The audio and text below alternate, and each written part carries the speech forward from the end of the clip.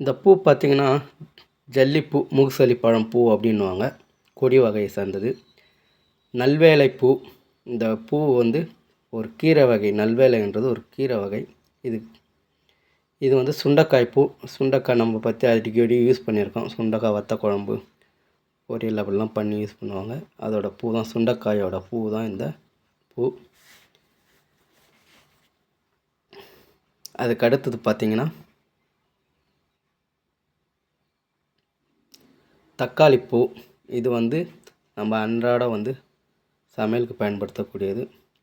இது வந்து ஜாதி மல்லி அப்படின்னுவாங்க, இல்லை செண்டு மல்லி அப்படின்னுவாங்க. இந்த பூ வழக்கமாக தலையில் வைக்கிற பூ.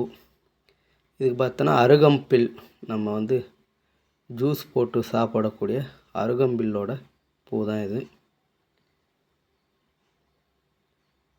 அருகம்பில் பூ யாரும் பார்த்துருக்க மாட்டாங்க, பாருங்கள்.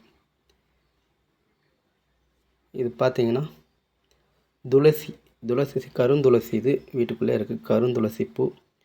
இது வந்து மருதாணி செடியோட பூ. மருதாணி செடி பூ, காய் ஒரு 2-3 டைப்பில் இருக்கும். பூ, மொக்கு அந்த மாதிரி பார்த்திங்கன்னா தெரியும். இது பார்த்திங்கன்னா மணத்தக்காளி பூ. இது எருக்கம் பூ. நம்ம அன்றாட பார்க்கக்கூடிய பூ தான் எருக்கம் பூ. இது ஏரோப்ளான் செடி அப்படின்னு ஒரு செடி இருக்கும், அந்த செடியோட பூ தான் இது. இது துளசி, சாதாரண துளசி செடியோட பூ.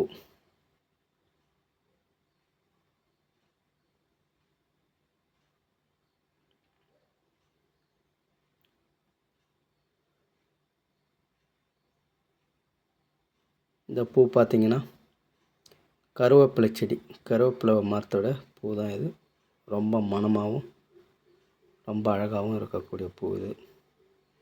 நம்ம அன்றாட சமையலுக்கு பயன்படுத்தக்கூடிய கருவேப்பிலை செடி பூ. வீடியோ பிடித்திருந்தால் லைக் பண்ணுங்கள், ஷேர் பண்ணுங்கள்.